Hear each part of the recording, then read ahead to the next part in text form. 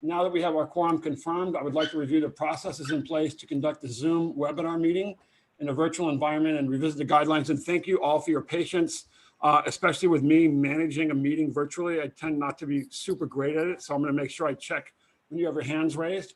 For the board members, you can always turn the camera on and wave your hand like we did with me, at least in the meeting. I'll make sure but you can always just chime up if I missed you for some reason. For Boards Committees members, please note that you are not automatically muted by the meeting organizer, so you will have to mute and unmute yourself. In addition, when you would like to speak, please turn on your camera or raise your hand by opening your participants panel on the Zoom toolbar and clicking raise hand at the bottom. Once I see you, I will recognize you at that time. If you're a member of the public and would like to speak on an item, please use the raise hand item in the Zoom toolbar. When you are called on by the chair, by me, you will be unmuted by Sendag staff. If you are calling in by phone, you may need to enter *6 to unmute yourself. After your comments, you will be muted by Sendag staff. If you're calling into the meeting, please press *9 on your phone if you would like to comment on an item. All comments, whether emailed or live, will be made part of today's meeting record. Do we have any questions before we continue? Great.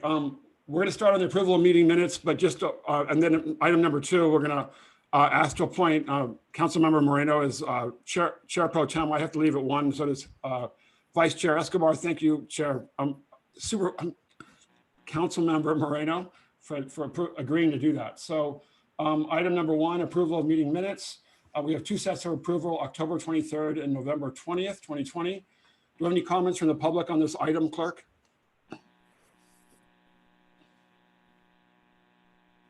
No public comments? I don't have any hands risen. Is there a motion? Happy to make a motion. This is Vivian. And Sankey, happy to second. Sankey. Great, thank you so much.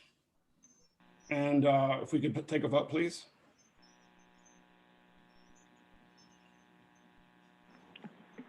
City of San Diego, Councilmember Moreno. Yes. County of San Diego This is absent. Supervisor Nora Vargas. Yeah, so would you recommend I abstain since we weren't here? I could just say yes, no problem. Oh, yes. Thank you. There's no requirement that you, this is the San Diego Legal Counsel. Anyone can vote on the meeting minutes even if they were not present. Okay, fantastic, then yes. Thank you. East County Council Member Ron Hall.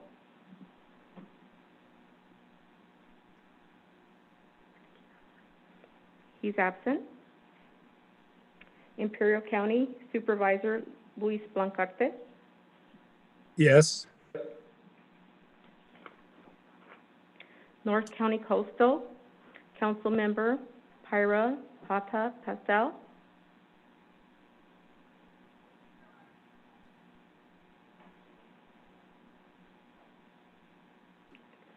I think is absent. North County Inland Council Member Mayor Paul McNamara. McNamara, yes. South County Chair Serge Dedina. Dedina, yes. The motion passes with those present. Great. Before we get to item 2, then I wanted to just make a motion again. I have to leave at 1 on unforeseen meeting, and then number 2, Vice Chair Escobar has to leave as well. So unfortunately, we've asked Councilmember Moreno to sit in as Chair Pro Tem. So I'd like a motion to approve Councilmember Moreno as Chair Pro Tem for the meeting. McNamara, so moved. Is there a second? Escobar, second. Thank you so much. Can we please take a vote?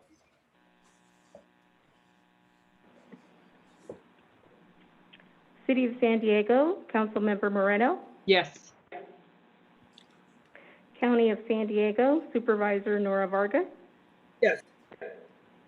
East County, Councilmember Ron Hall is absent.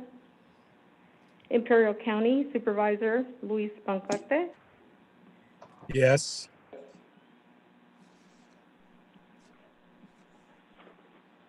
North County Coastal, Councilmember Pura Pastel, absent.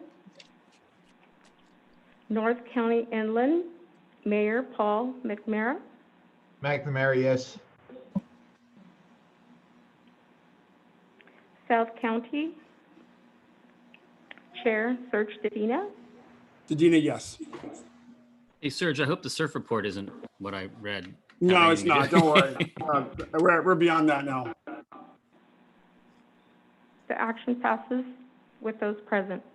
Great, thank you so much. And so before we continue our meeting, are there any public comments before we start with any announcements or anything?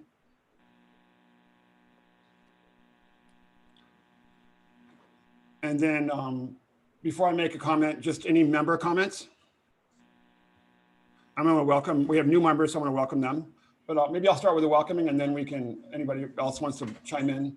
I just want to welcome, we have new members. We have representing the County of San Diego Supervisor Joel Anderson, who's not here, but Supervisor Nora Vargas is here. Thank you so much, Supervisor Vargas. And as I think we said before, every day that you've been in office has been like 100 normal days.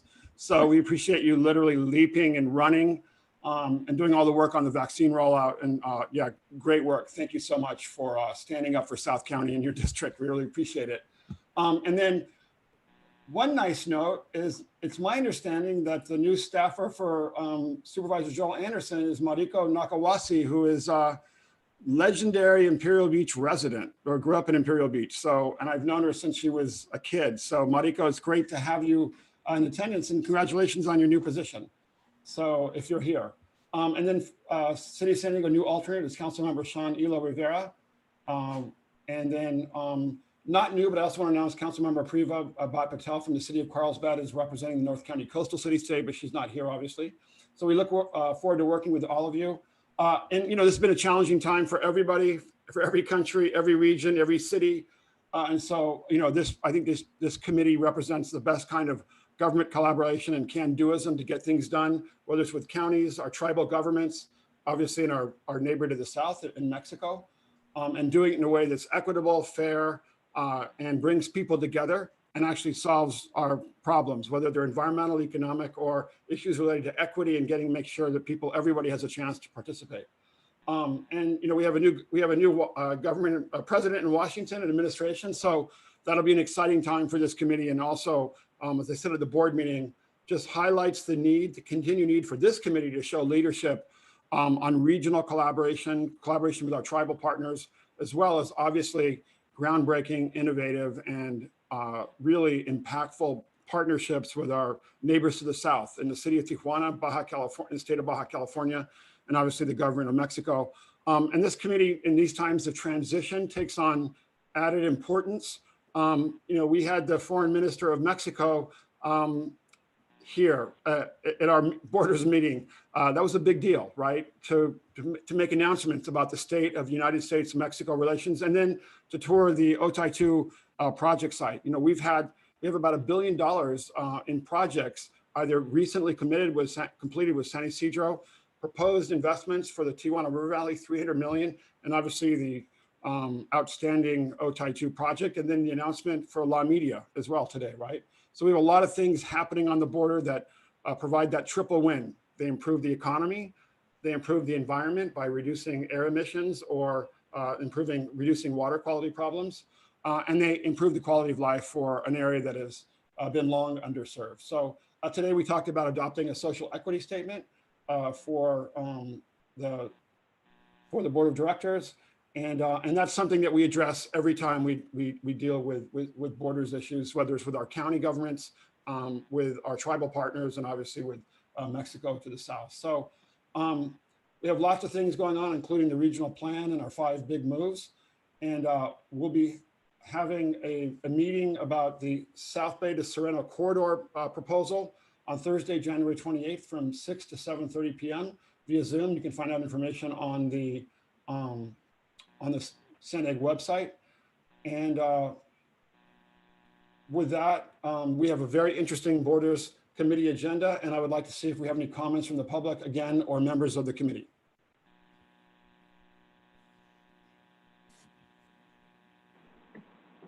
Yes, we have one person that would like to speak. Please go ahead, and thanks for checking. Mariko, you can speak now. Oh, I'm so sorry. I was just saying thank you to Serge for giving me a shout out. I raised my hand, but I didn't need to speak. Thank you. Well, it's my pleasure. Anytime we see someone who grew up in Imperial Beach that you've known since they were, I think in elementary school at least, to see them in their professional life graduate from high school, elementary school, middle school, high school, and then college, and then get a great job is awesome. So glad to see you here, Mariko. I'm glad that you continue to serve San Diego. Really, really happy about that. And say hi to your mom for me, of course. And now, any other additional comments from board members or announcements from staff or the public? Mayor Dedina, if I may, I had a quick announcement. Sure. So as I mentioned at the board meeting on February 11th, Caltrans and our partners from south of the border will be adopting the 2021 Border Master Plan. That is an effort that has been in the making by many agencies in the last few months that will basically shape the future of the projects along the border area. So with your permission, if you think it's a good idea, in the future, we would like to bring an item to this border committee to give an update of what the 2021 Border Master Plan came up with. Thank you. Thanks, Gustavo. Appreciate it. And big news today about the MOU with, I think it's, you made the announcement with Mexico or approving the plan on the border. So that's great. I'm assuming that we'll be discussing that at some point in the future at the Borders Committee. Well, is that correct? Yes, the plan will be adopted February 11th. So we're available to bring in a discussion on the plan to the Borders Committee at any date that you deem appropriate. That's really a big deal, and I really appreciate the advanced. I've learned a lot from watching Caltrans and Sandag work together on the border and applied that to our water quality stuff. So I do appreciate the, I think, really innovative and collaborative way and groundbreaking way that Caltrans works with Mexico. It's really, really impressive, and you get a lot of work done. And I know it's arguably the most complicated type of planning you could do in the United States because it involves another country and multiple agencies on the other side of the border. So. Great job on that. And again, really has helped me at least, and I know in our process on water quality, to see all those partnerships and how you can move things forward with multiplicity of agencies as we're doing on water quality as well. So with that, I'll move to the chair's report. And I'm sorry, the executive director's report. And Hassan Akrada is not here. So Ray Traynor, Chief of Planning and Innovation Officer, will provide the executive director's report today. Ray, go ahead. Thanks a lot, Chair Dillon and members of the Borders Committee. Appreciate your time. I just wanted to provide a few remarks for Hassan, who's actually attending the audit committee at the same time. So apologies that he's not here. But just a couple points. I think as the chair indicated, today we welcomed our new board of directors who's now fully seated. There's a lot of excitement, a lot of interest because the agenda for 2021 is just packed full. So we've got a lot of really big activities teed up, not only for the board, but also for the Borders Committee. It's a real pivotal year because of all the important conversations from a policy perspective that will be taking place, most notably around the development and ultimately the adoption of the 2021 regional plan. We're also continuing to be working toward opening the Mid-Coast Trolley Extension later this year. And then, of course, continuing to advance the Otay Mesa East Port of Entry, three really big efforts that we know we're going to be spending a lot of time working with you on that. Of particular importance, I think, to the Borders Committee, we wanted to recognize that Sandag recently was awarded a $9.3 million grant through the U.S. Department of Transportation. This is really, for us, kind of a pivotal project. This is now going to help us establish in the border region the first deployment of what we've been talking about with respect to the 5 big moves, and that's the next operating system. That's that technology layer that is going to be so critical to be able to link our transportation system together to really get the most efficiency out of it, to really address congestion, and to be able to reduce greenhouse gas emissions in the border region. So we're very excited about this. In total, the US DOT awarded about $50 million across 10 projects on the country, and we're really excited to have received the amount that we did. This project really now will help to advance the partnerships that we've been working on for so many years, not only with Caltrans, but with the City of San Diego, the Metropolitan Transit System, City of Chula Vista, and the Port of San Diego. And we've also got a lot of private sector partners already lined up as a part of our proposal that was awarded. So we're really looking forward to get this project going. It's going to take a couple of years for some planning work that's going to get started. And really, I think it's going to highlight the opportunities that we have to make some real improvements in the border region. The other thing I wanted to just make mention of is we were successful in a pretty rare experience across the country, and that is refinancing our TIFIA loan for the Midcoast Light Rail project. As a result of this refinancing, Sandag has been able to realize a savings of over $123 million over the life of the loan.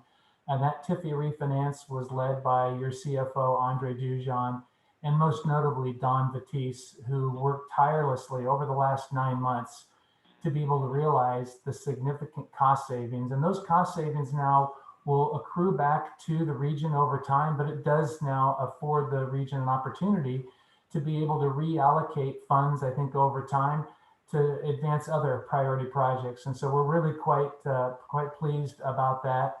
And then the last thing I wanted to bring up is that Hassan has been invited to participate in a transition opportunity with the new Biden administration. He'll be joining some other members in California in conversations with the new incoming Secretary of Transportation.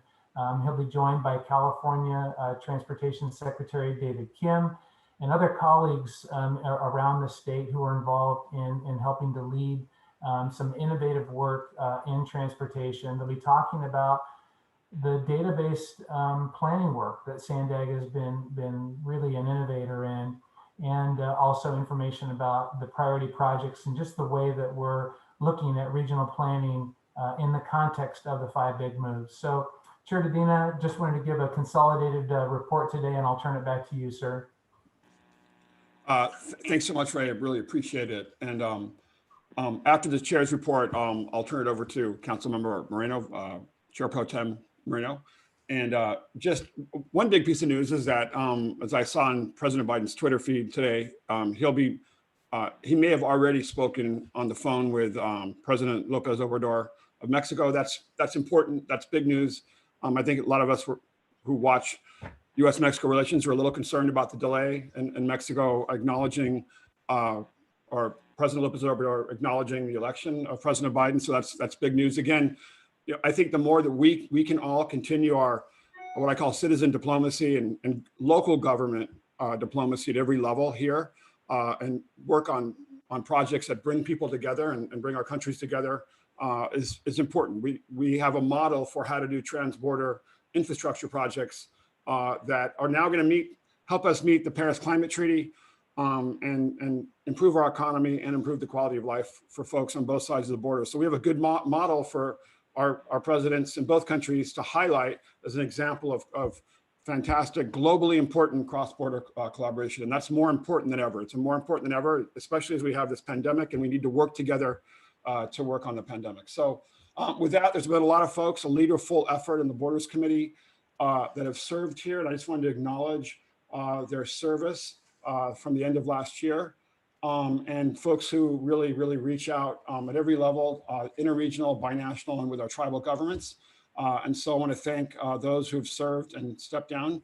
That includes Deputy Mayor Jack Feller, City of Oceanside, Councilmember Mark Kersey, City of San Diego, Councilmember Olga Diaz, City of Escondido, Supervisor Diane Jacob, County of San Diego, and Supervisor Greg Cox, County of San Diego. And so in recognition and appreciation of your leadership, commitment, and dedication to Sandag and the San Diego region, we honor you for your many years of service and countless efforts as a Sandag Borders Committee member. Your outstanding support and contributions have helped to make this region a better place to live, work, and play. And I want to make a special note to Supervisor Greg Cox. Because of the countless meetings he attended, he was always seemed to be on my right, at least when I was chair, and I was or sat next to him when he was on, because of my location in South County on the dais. So anyway, and he was one of the founding members of the Borders Committee since February 2002. So thank you very much. And if committee members would like to offer any comments, please either turn on your camera or let us know at this time, or do we have any comments from the public? Great. Well, thanks, everybody. I'm going to turn it over to Council Member Moreno or Chair Pro Tem Moreno. Thank you. See you guys next month. Thank you. Okay, so we're going to be moving on to the next item, which is item number 5, the 2021 Freight Gateway Study Update. And this is going to be presented by Carrie Robinson from Sandag, Jolene Hayes, Fair and Piers, Elizabeth Hannon, and Ty Manzo from Sutra Research. Take it away. Thank you, Councilmember Moreno. My name is Carrie Robinson. I'm a goods movement planner at Sandag, and I'm here today to present the 2021 Freight Gateway Study Update. And I'm here with our consultant team, and that's Jolene Hayes from Fair and Piers and Elizabeth Hannon from Sutra Research. Next slide, please. So to provide a quick overview, we'll be looking at the study overview itself, the schedule, the stakeholder engagement that we'll be doing, and the next steps of the study. Next slide. So just to provide a quick overview, our study includes freight gateways in San Diego and Imperial counties. So what is a freight gateway? Well, it's a facility where large amounts of goods are moving on our transportation network. So the map here shows our region's major freight gateways covered in this study. And these gateways include major roadways, borderland ports of entry, freight rail lines, including Class 1 and short line rail, the Port of San Diego's 2 marine terminals, airports that handle air cargo, pipelines, and warehouse facilities. Next slide. So really quick, I want to mention that this study is a refresh of 2 previous freight gateway studies that were completed in 2010 and 2016. And this study will actually be an appendix to the 2021 regional plan. So the intent of this study is to really understand freight demand from a supply chain perspective. We're looking to assess how freight tonnage enters and leaves our gateway region. So we're looking at how goods move to and from our border counties, states, and international partners. But then we're also looking to assess how goods move within our region. So we'll be looking at 2019 numbers as a baseline for these freight flows. And the model that we'll be using will provide forecast numbers for 2035 and 2050 to be consistent with the 2021 regional plan horizon years. In addition, I wanted to cover that we'll be including current freight trends in the study as well. So we'll be looking at fleet conversion to zero and near zero emission technologies, impacts of international trade policies on freight flows, and first and last mile demand for e-commerce deliveries. Next slide. So as I'm sure you're all aware, we're working on a lot of different plans and studies and projects from the regional, state, national, and international freight partners. And our team will be coordinating with our partners and will incorporate the necessary elements from those studies into our Freight Gateway study. In addition, we're hoping that this Freight Gateway study will provide great insights into ongoing and future planning efforts from a goods movement perspective. Next slide. So good afternoon, everyone, or I guess it's afternoon now. I'm Jolene Hayes, and I'm just going to go over a couple of slides that introduce our project team to you. We're supported by some great experts in the region, but also not just within the Sandag and Imperial County regions, but also with experience in international and national freight flows. So we're supported, Fair and Piers is the prime, and we're supported by Sutra, Tioga Group, IHS Market, and TTI, or Texas Transportation Institute. So TTI will be providing some of that knowledge about what's going on the other side of the border. So Juan Carlos Villa, who actually lives in Mexico City, and we've worked on quite a few projects over the years, will be providing us with that, the freight flows on the Mexican side that would affect both Imperial County and San Diego counties. IHS Market will be providing us with some really detailed border crossing information on freight flows, both on the road and rail side of things. That's coordinated with the toll and revenue study at Otay Mesa. So we'll be using that same level of data for all of the ports of entry. And then Tioga Group is helping us with understanding the freight flows through the ports and on the Class 1 railroads. So all of these aspects come together with Sutra helping us on the stakeholder outreach piece, and Elizabeth will speak to that in just a few minutes. Next slide. Somebody please move this slide. Thank you.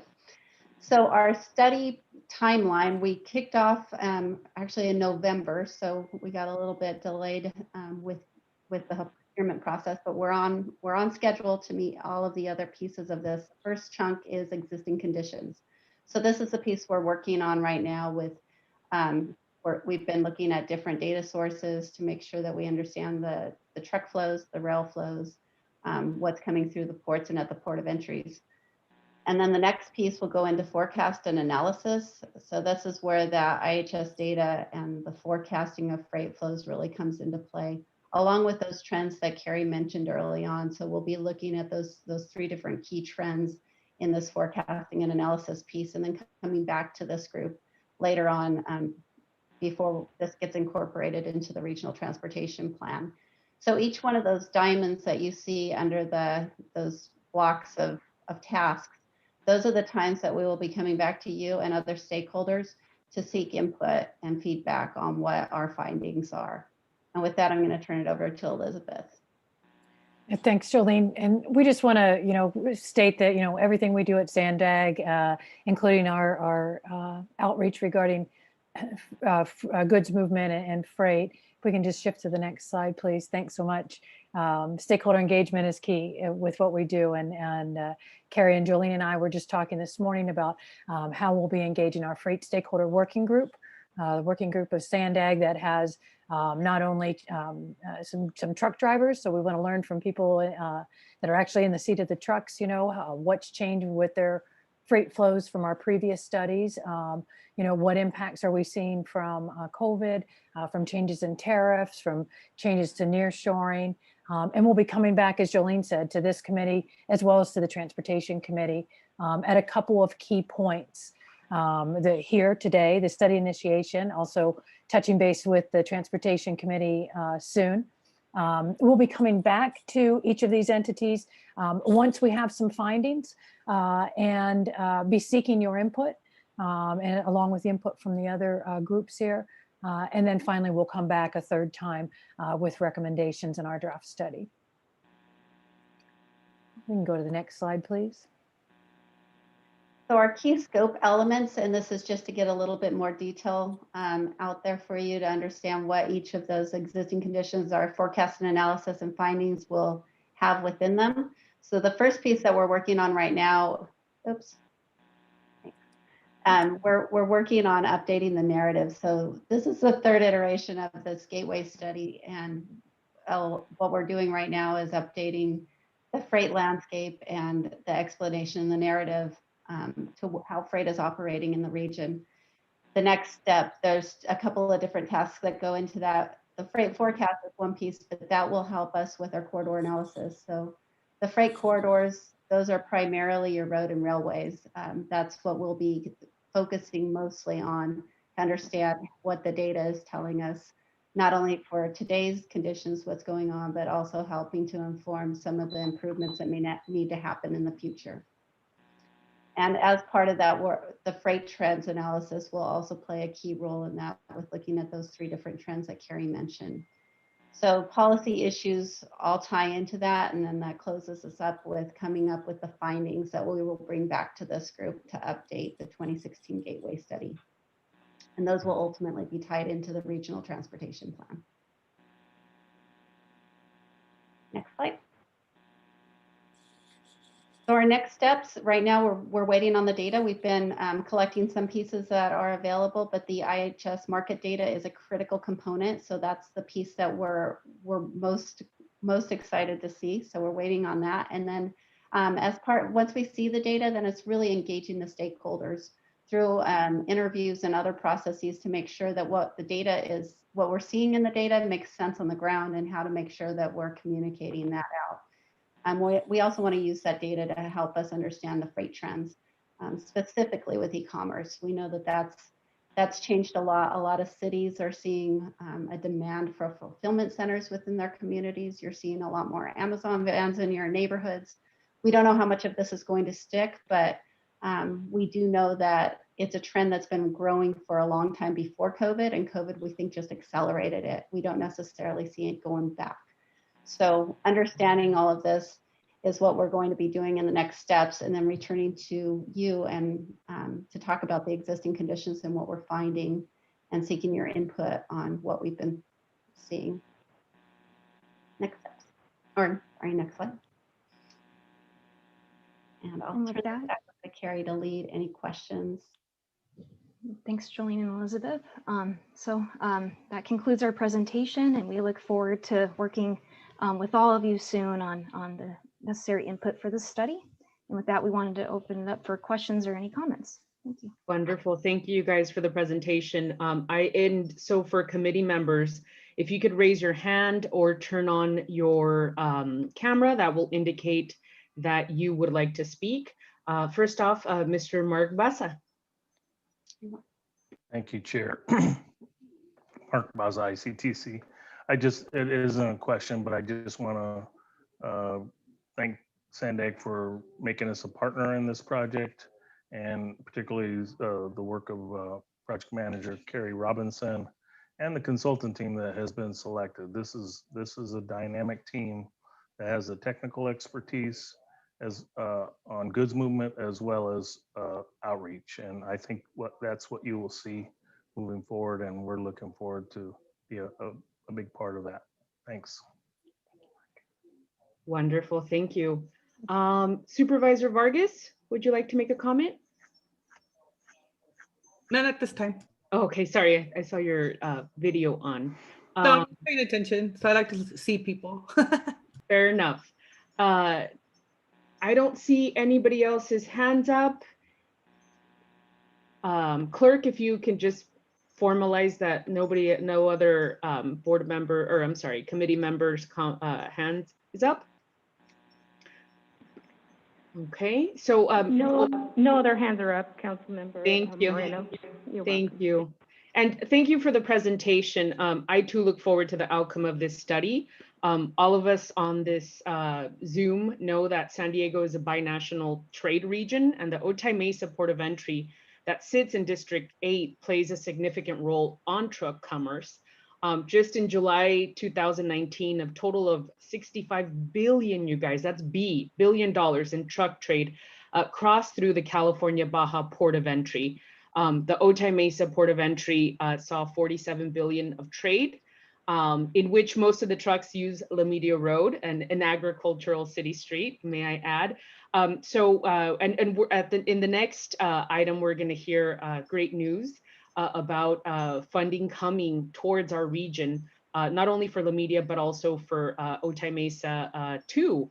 And these studies are very important so when we do go and ask agencies such as the California Transportation Commission for funding, we have the data to back us up. So I appreciate you guys, everything you're doing. We look forward to the study. I don't see any of the attendees with their hands up. Let me see if we need a motion. Okay, I don't think we need a motion, right? It's just an informational item. So thank you so much, everybody. We appreciate your presentation, and we look forward to hearing from you guys soon. So thank you, yeah. And so we're gonna move on to the next item. The next item is, let me read it formally. It is item number 6, the Regional Senate Bill 1 Trade Corridor Enhancement Program Funding Awards and the City of San Diego's La Media update. And before we go forward, I just want to say a few things. I first and foremost, I want to thank staff, city staff, for being here. But I also want to thank Sandag staff and Hassan for your leadership on this. Caltrans, I think Mario Orso has been just such a big leader in our region, and I'm very grateful to have him here in San Diego. But for this particular item, you guys, I just, all the accolades right now are going towards city staff for me for applying for the CTC funds for the La Media Road project. I've been a strong advocate of the city of San Diego's La Media Road and also the Otay Mesa East Port of Entry. I've been working on La Media for the past 6 years. I started as a staffer for Councilmember David Alvarez, and I want to thank him for his leadership on the project. Just so you guys know, the La Media Road project, it's a critical trade corridor for our economy and for southbound truck traffic heading into Otay Mesa Port of Entry. Today, this road carries 3,200 trucks a day, and it's currently an agricultural city road.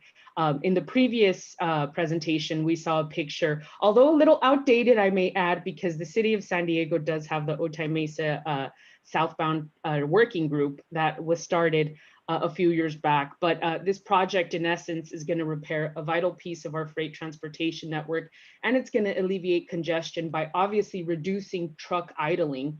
6 years ago, trucks were waiting 3-4 hours, and you could imagine the GHG emissions that were emanated, I guess, through into our atmosphere, and the congestion essentially caused by local streets. We have big companies down there that the workers weren't able to get to work. So this project is proposing to widen La Media between SR 905 and Siempre Viva Road. And it's going to widen it to a 6-lane primary arterial from SR 905 to Airway. And obviously, the Otay Mesa East facility is gonna, the Otay Mesa 2 project is gonna alleviate the congestion, not only in San Ysidro Port of Entry, but Otay Mesa, giving travelers an alternative route to crossing the United States. The project is gonna encourage economic competition by promoting sustainable export activity. And it's also going to effectively address environmental sustainability and quality of life concerns by reducing the truck idling. So I am very grateful for you guys being here today. I'm very excited for this. So with that, please take it away. Thank you so much. Again, my name is Carrie Robinson. I'm here today to present the first portion of this presentation, which is the Senate Bill 1 or SB 1 Trade Corridor Enhancement Program Cycle 2 Awards. And I believe the City of San Diego staff will be presenting the second item, and I'll let them introduce themselves when their slides come up. So next slide.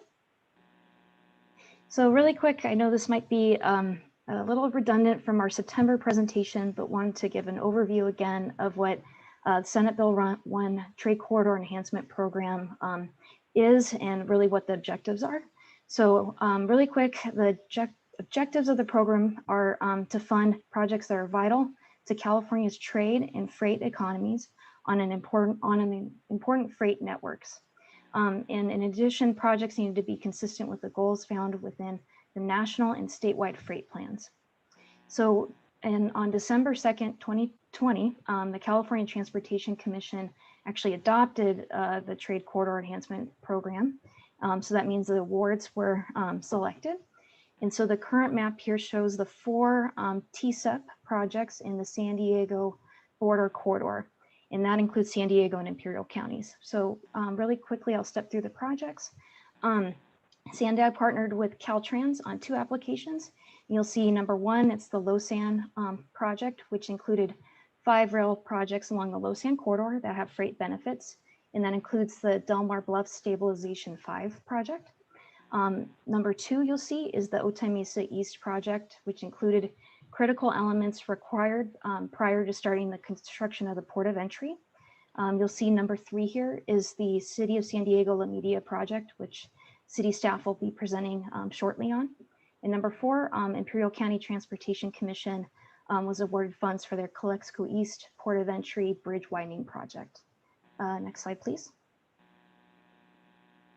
So here's a breakdown of those awards. And really quickly, just as a refresher, SB1 TSEP included targets for funding distribution based on major goods movement corridors throughout the state. So there were 6 regional corridors, and those received 60% of these funds. And our corridor was the San Diego border corridor, which was the target was to get 11% of the funds, which was approximately 91.87 million. The remaining 40% of these funds, the target was for the state, and that was Caltrans. And so you might notice the first 2 projects on this table show SANDAG and Caltrans. So both agencies partnered on these projects and were able to pull funds from the regional and statewide targets. And just a quick note, we really want to thank Caltrans again for actually prioritizing statewide the projects, and actually Otay Mesa East was their #1 priority, and Losan was the #2 priority. So we thank them for that.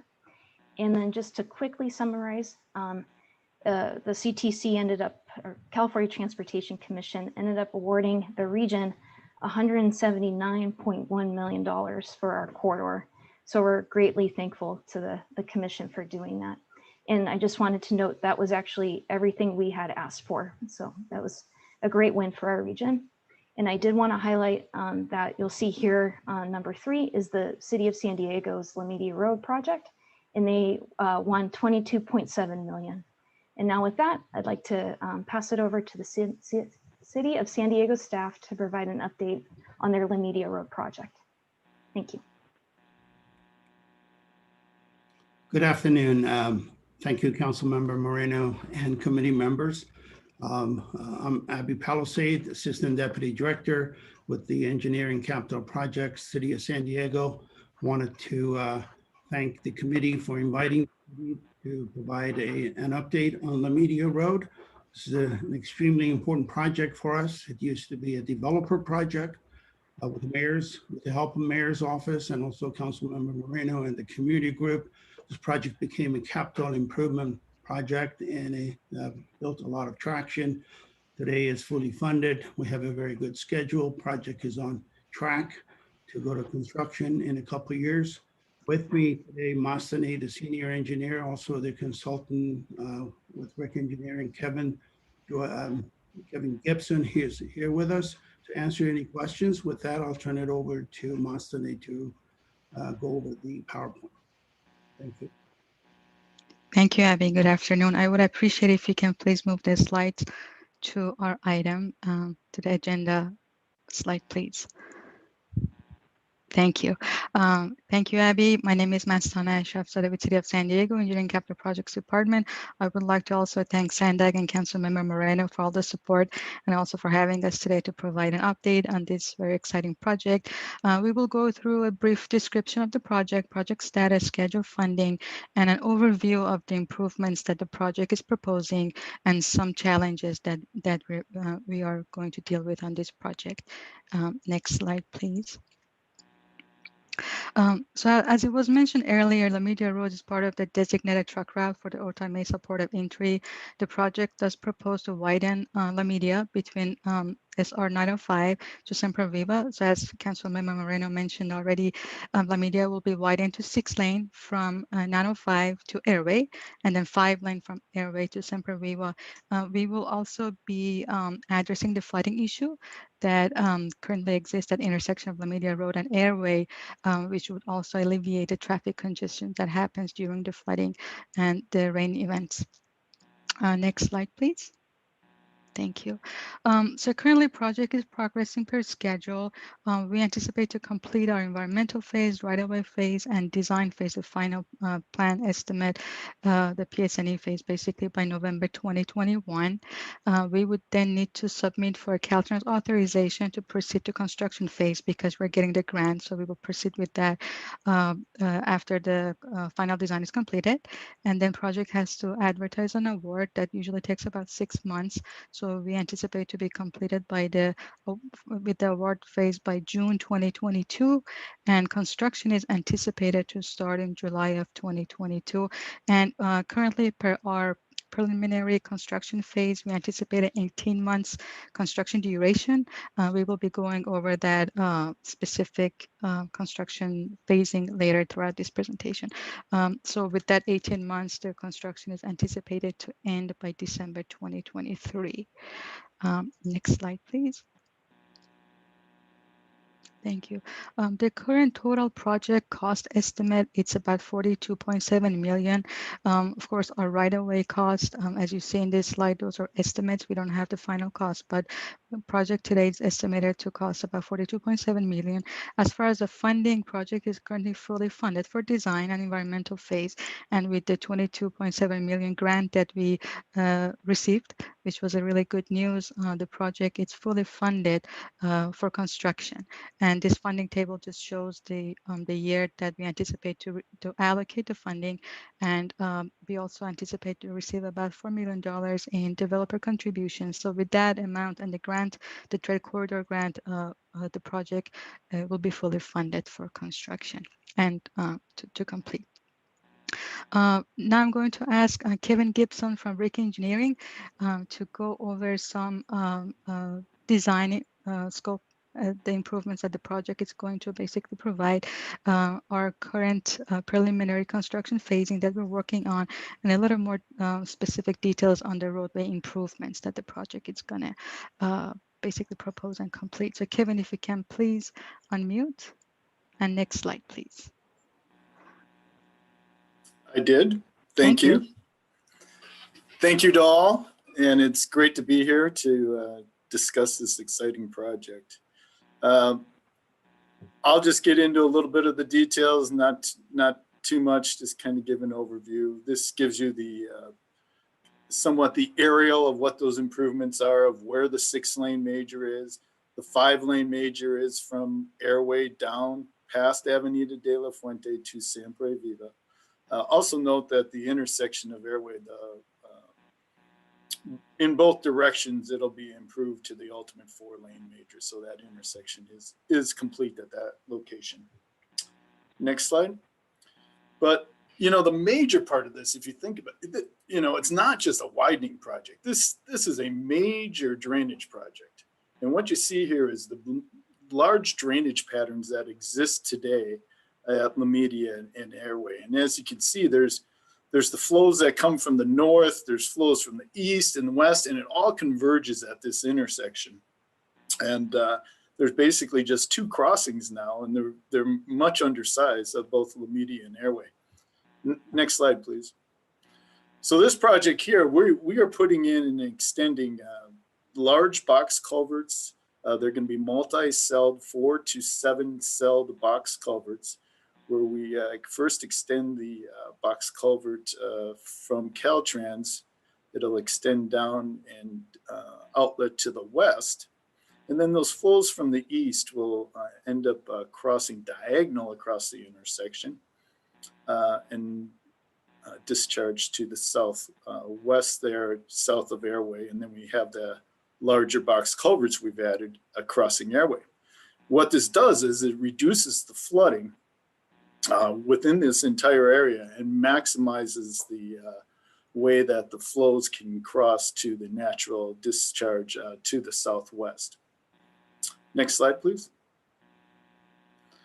But to do this, how do we put in, yeah, you can, thank you. So to do this, how do we get the box culverts in?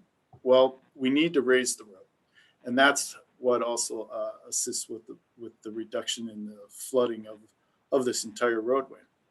So you'll see here's a cross-sectional view of the roadway from Caltrans through Airway down to Avenida de la Fuente. And you can see we're going to be raising this road up 4 to 5 feet with the maximum at the Airway Road intersection.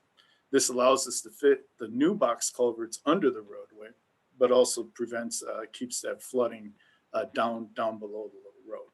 It will tie back into the existing down at Avenida de la Fuente there, and also up at 905. Next slide.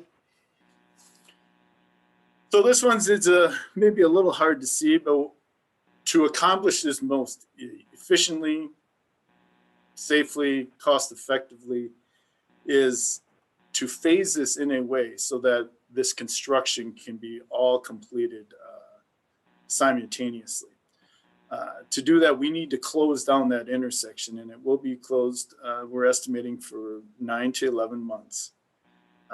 If you think about all the work that needs to be done with relocating utilities, we got water and sewer. We need to construct, these 3 massive box culverts. We also have to import all this soil. It's a large grading operation.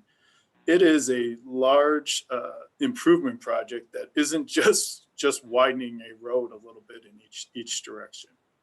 So to accommodate the flows of the truck route and also the local business access, the truck route is shown in the yellow or gold there, and the traffic will extend down to Siempre Viva, exit Siempre Viva, and then come back west to the La Media Road truck route there. And then local traffic can either access at that exit at Siempre Viva or make the route around to Otay Mesa Road and come down Sanyo there Avenue. So this here shows how we'll do the phase 1. Once phase 1's done, we'll be able to do phase 2, where we'll be able to keep 2 lanes open going south, but we'll be able to do that widening to the south and keep the traffic going through to the south. So the new access will be through La Media Road from the 905 exit. With, as we said, the total duration would be 18 months, we're estimating, of construction. And with that, next slide, I think we'll turn it over for any questions. Thank you. Thank you for the presentation. Now I see Bill Sankey. I see your camera's on. Would you like to make a comment or question? Well, I was showing deference to my new county supervisor as well, but I do kind of have a comment. And I've worked with your office a little bit with a vendor who has a tomato business, and he's got a weight issue bringing some of his heavier trucks on La Media. I checked in with him. It's not the turn radius, although I imagine with the roadway improvements, the turn radius will absolutely be better. But he's talked about the anticipated opportunities related to the newer border crossing, the ability for produce manufacturers, other folks trading across the border to pay a toll to achieve more efficiencies. And this La Media Road is going to work in conjunction with the improvements that definitely needed, particularly the grade improvements and those sorts of things for drainage and such. But these 2 roadways, the new crossing and the tolled crossing and the La Media work, will work hand in hand to improve the border area. Am I correct in terms of the planning that's going on between these 2 projects is coordinated?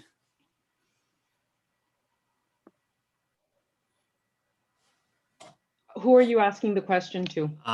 Whoever's, it could be Mario, it could be anybody who's just given the reports. I'm just curious how these 2 projects work together.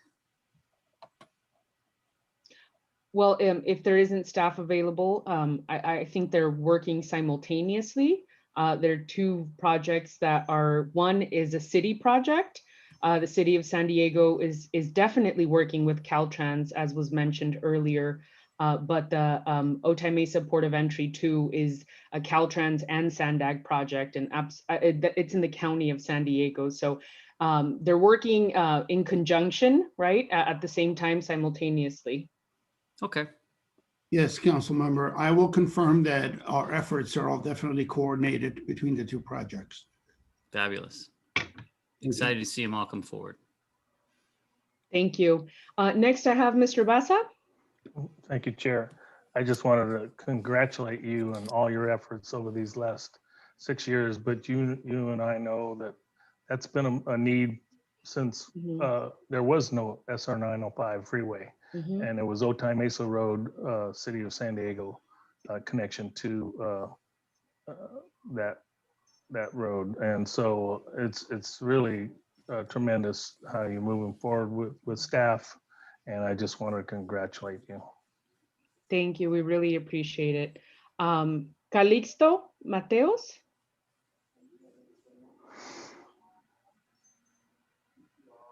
Hello, how are you? Doing Well, good afternoon. It is really good to see so many friends from the San Diego region. I would like to thank Hassan and Hector for SANDAG for the kind invitation to join you and present the North American Development Bank to the Borders Committee. Many of you at the committee, you're not strangers to the bank, including the committee. Mr. Calixto, I'm Yes? sorry, I apologize. We're still on. Okay.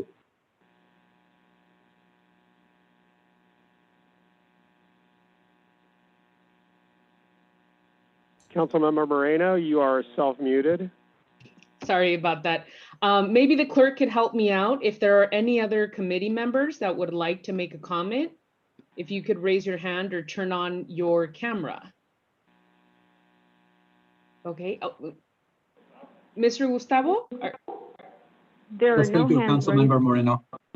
Yeah, I wanted to address a couple of quick things. One is Mr. Sansky comment regarding how the La Media project and the Otay Mesa East port of entry work together, and reassure him that we're working with the city to make sure of that.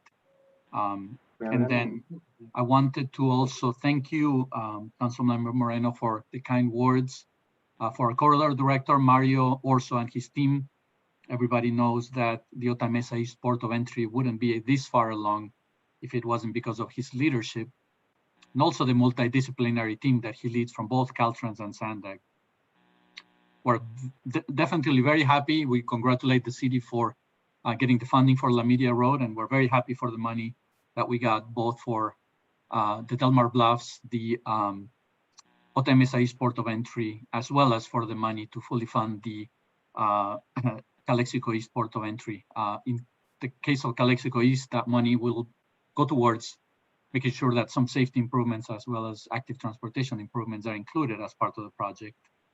In the case of Otay Mesa East, this money will be critical to get us to the bridging documents and the site prep that we need so that we are under construction for the port of entry sometime next year.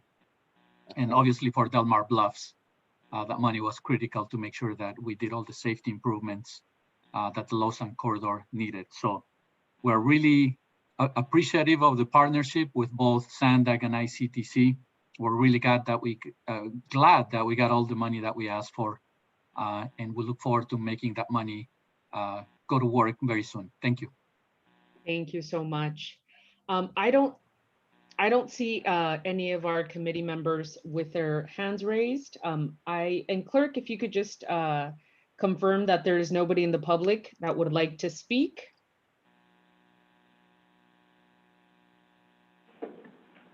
No hands are raised for the attendees.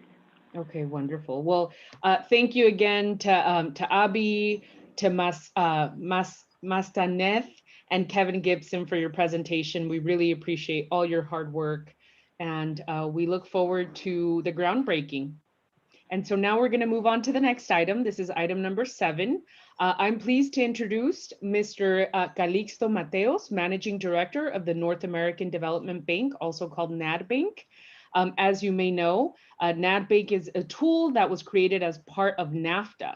Its headquarters are located in San Antonio, Texas, and it's one of only 3 official US-Mexico binational institutions.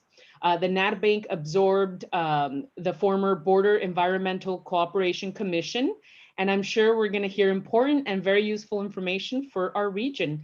I also want to recognize our friend Jesse Hertford for helping us set up this presentation. Jesse is a former resident of our San Diego region, and so go ahead and take it away, Mr. Mateos. Do you hear me now? See, where is the? Do you hear me?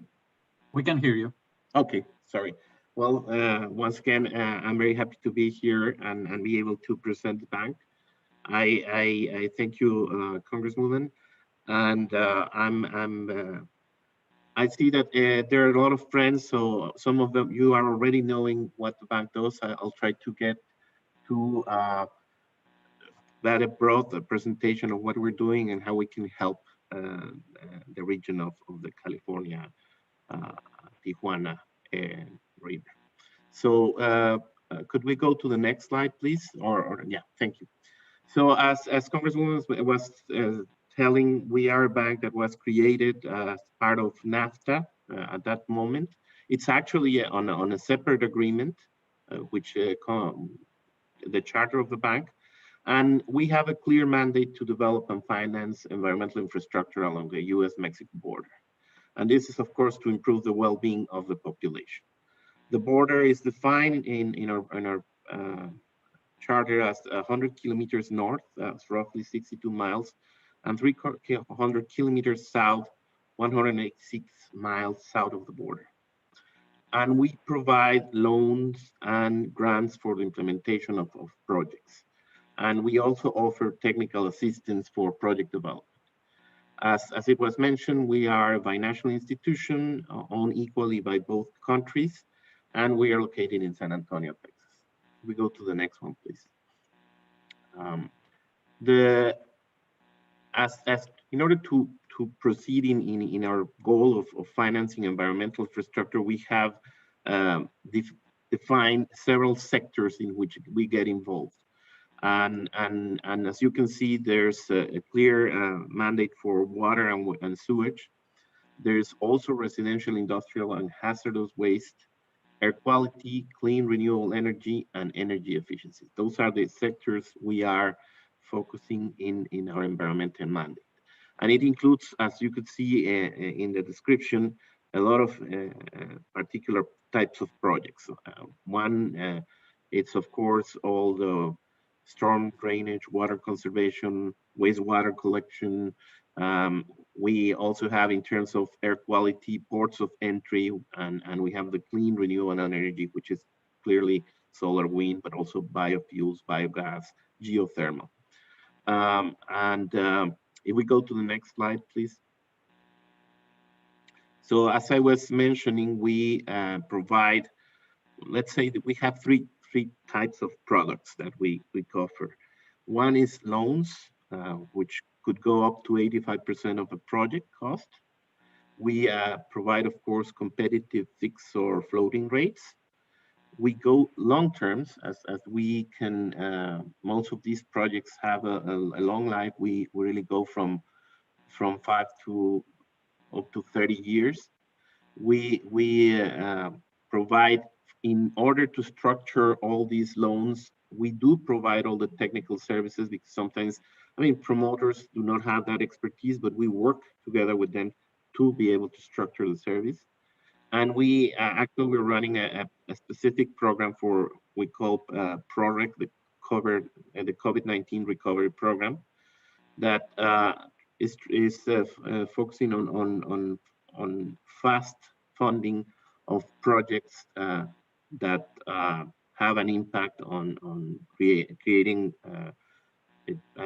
jobs or keeping jobs in the region, and helping recover from whatever has been the effect of the COVID in the economy of the region. As I was saying, we also provide grants and technical assistance. This is focused directly to municipal or local governments. And it's, of course, limited in the sense that there are NABAN funded grants, which are called the Community Assistance Program. And we are also the ones who operate the EPA-funded Border Environment Infrastructure Fund, the BEEF. And again, we also support the development of these projects through technical assistance. And we also work on capacity building through seminars and workshops. We go to the next one, please. This is roughly, I mean, distribution of projects. We work all over the border, as you could see. We have funded 275 projects, which mean a total investment of those projects of about $10.2 billion. And as you could see, we have projects all over the border, and in every state. We try to work like fairly with all the states in the border. If we go to the next, please. Here, for example, you can see how we the projects that we're doing in California and Baja. As you could see, we have projects in the water, wastewater is the biggest number of projects we have. We do have some others in the renewable energy, but most of our work in the board deals with water and a bit on the other sectors. So our focus is really getting into those projects and trying to help the region and both communities in both sides of the border. If we can go to the next one, please. So here's just an example of a project in what we call basic urban infrastructure, which actually it goes to the benefits of the project are, as you could see, the expected results are in the terms of water, because having a pavement, I mean, to pave the roads prevents emissions. And in this case, we have accounted it as it could prevent 32.8 metric tons per year of PM10 through increased paving. And it also, as vehicles run faster, reduces the vehicle emissions of about 77.43 kilograms per year. And we also, given that it's more efficient, reduce the energy consumption. And this was directed to the municipality for about $14.5 million. And it benefits about 100,000 residents. If we go to the next one.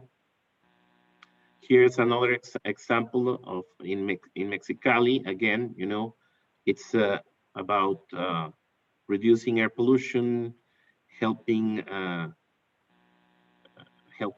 and in this case, there was another help in helping Imperial County to get improved conditions for influencing its designation as non-attainment area for PM10. And again, safety and easier access for police, firemen, and ambulances. So we try to focus on the benefits for the community and, of course, the environmental benefit that we are mandated to provide. If we get to the next one, please. So, of course, this is a very big topic, which are the Tijuana River watershed and all the initiatives we're working with. If we go to the next, please, how are we, the next slide, please. So how are we addressing these issues? Of course, the general objective is to eliminate the untreated wastewater discharges, to facilitate the compliance with international agreements, to avoid the transboundary wastewater discharges to the US. And the initiatives we're working through this is improve Tijuana River diversion facilities, rehabilitate aged and deteriorated wastewater infrastructure in Tijuana, and eliminate untreated discharges and support other initiatives to reduce flows to the rivers. And in particular, also to address the San Antonio de los Buenos, or as it's also called, the Punta Bandera wastewater treatment plant. We can go to the next slide, please. What are we specifically doing? I mean, there's a lot of stakeholders. We are, as it was mentioned, we are a tool for both governments. So we do coordinate with all regional stakeholders for binational solutions. We participate in this meeting and any other meetings with all the people interested. We do provide technical assistance for institutional strengthening, rate studies, energy, water audits, asset management, infrastructure diagnostics. And we have an investment program. We're trying to catalyze the investment program, which is generating technical knowledge to develop and advance projects and determining the best funding source for identified works and investments. How can we combine a loan from NADB with a grant from BID?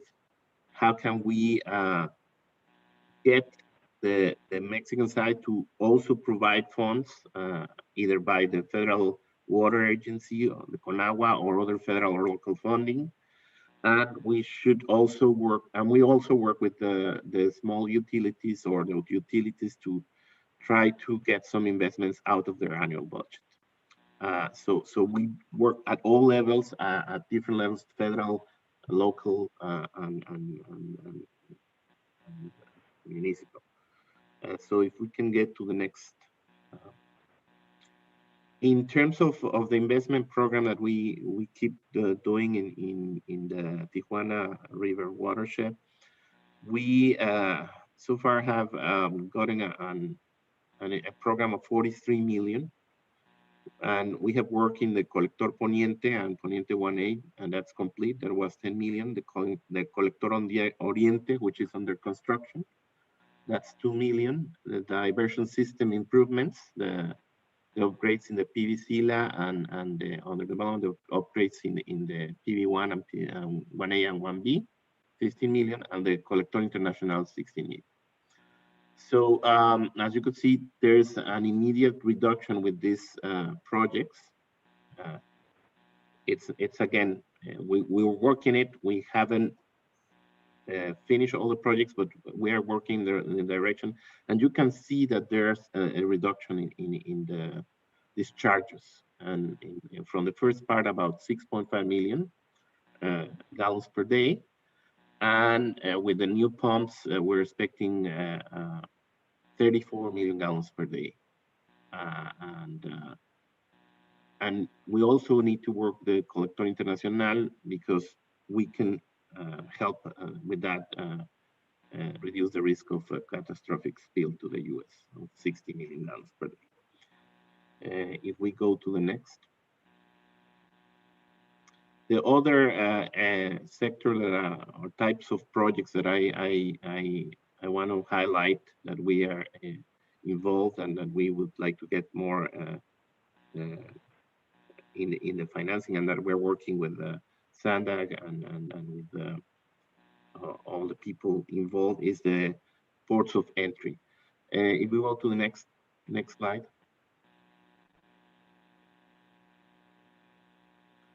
In this case, we acknowledge that there's a big challenge in the land port of entry. The Customs and Border Protection Agency estimates that the land ports of entry infrastructure deficit is in about $5 to $6 billion. So if you consider the annual appropriations of them is about 146 million, that will make roughly 34 years to address the current infrastructure deficit. And of course, when you have this kind of deficits, what are the implications? There are outdated facilities, there are outmoded technologies, there are longer wait times, there's the safety of officers, the higher transportation costs, and of course, all this implies adverse economic impacts to the region. If we go to the next, please. We also, I mean, for fiscal year 2021, there was the approval of the omnibus law, which had bipartisan support, and in that law there was a provision related to the bank, and they asked us to, as you could see there, they encourage us to expand commercial cargo capacity along the United States-Mexico border to address the adverse economic and environmental impacts of the increased commercial traffic at ports of entry. If we go to the next one, please. So what are we doing specifically here? We are having discussions relating to Otay Mesa and maybe more in the advisory role or in the capacity of the binational institution the bank is to be able to facilitate that. We're also having preliminary conversations with the Baja Rail and Tijuana to Tecate. And we have, in Texas, we have another discussions also in port of entry. So those are the projects that we are trying to get. And if we go to the last slide, I would just want to conclude.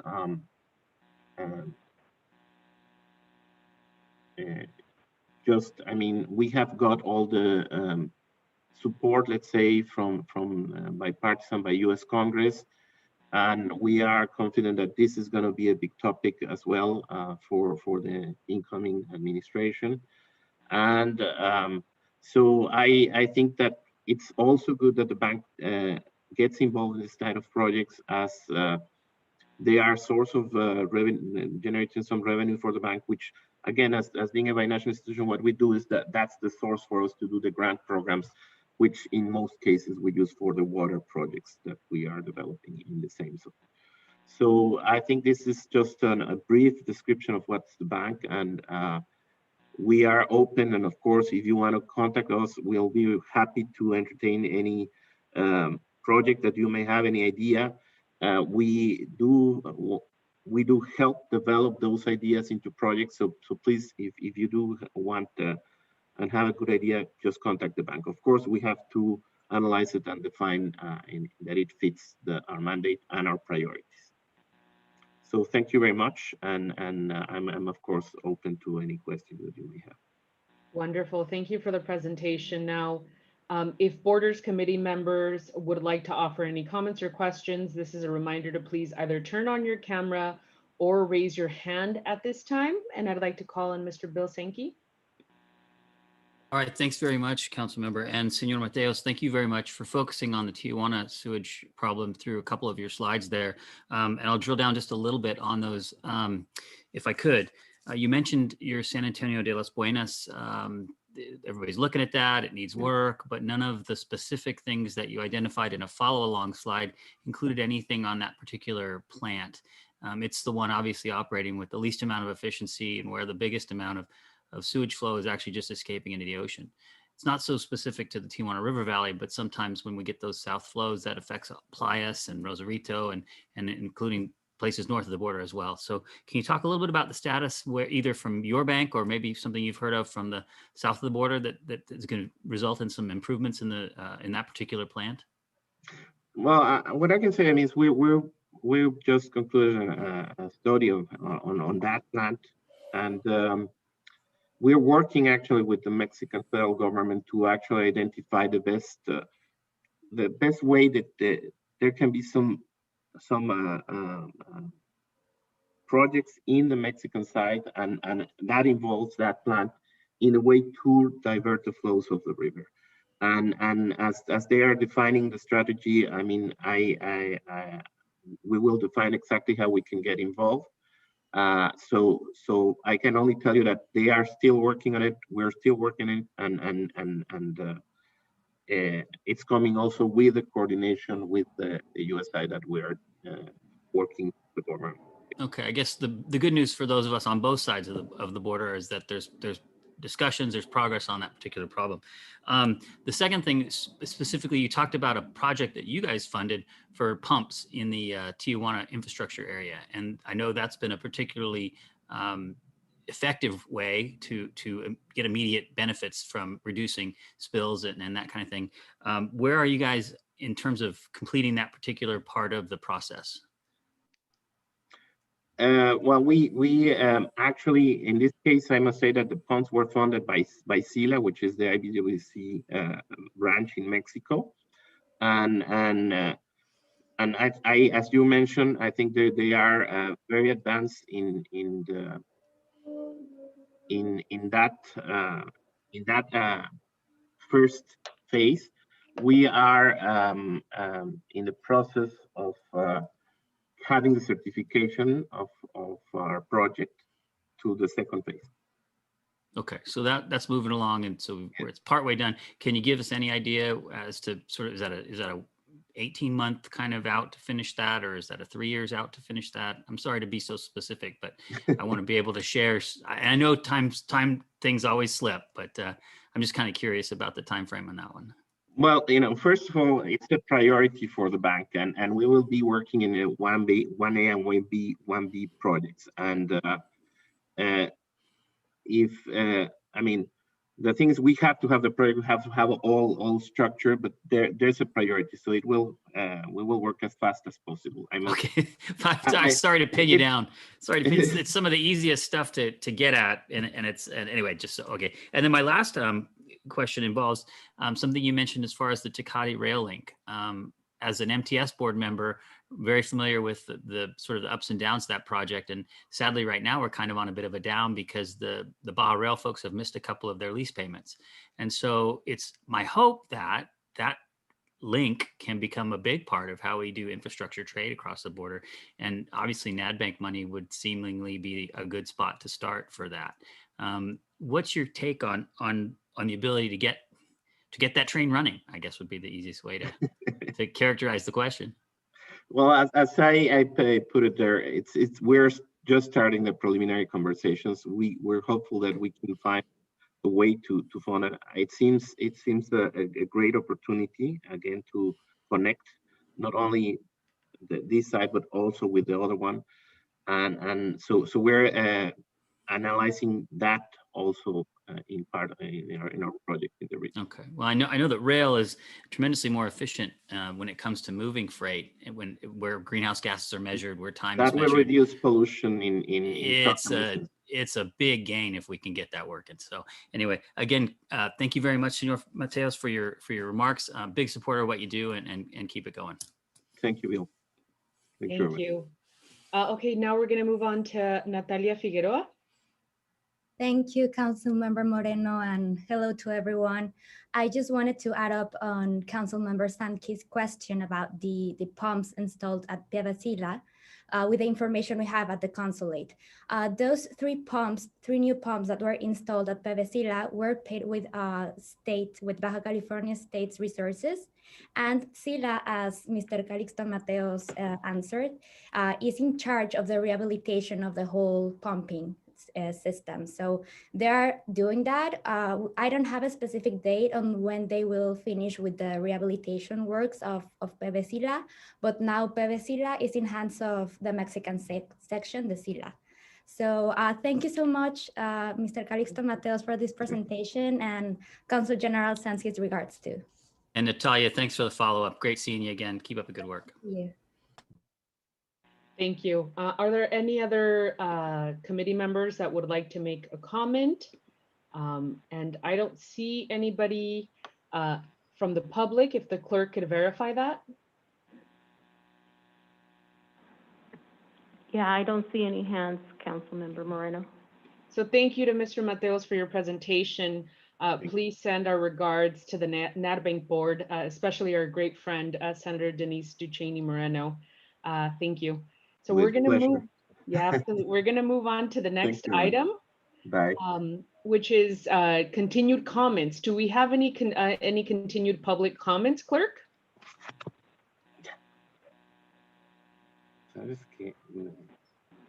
I don't see any. Okay. No hands for them. Wonderful, thank you. Okay, so with that, we are moving on to item number 9, which is upcoming meetings. Our next border committee meeting is planned to be our traditional annual joint meeting with COBRO and the municipalities and the state of Baja California. That's going to be on Friday, February 26, 2021 at 12:30 p.m. And thank you everybody for making the time to join us. Happy New Year, Feliz Año Nuevo to everybody. And we are officially adjourned. Thank you.